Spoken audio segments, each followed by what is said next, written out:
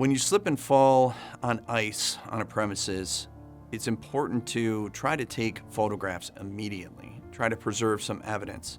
Look around, are there cameras? One of the obstacles to a case like that is whether that ice formed recently. Is there precipitation coming down still? Is it snowing? Is it sleeting? Even rain sometimes can cause an issue with a case like that.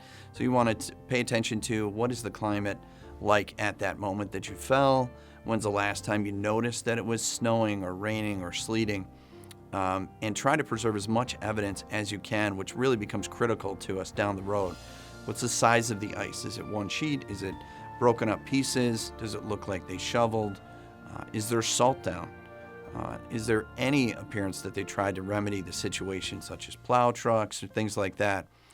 Try to take as many pictures as you can at the scene and call us right away.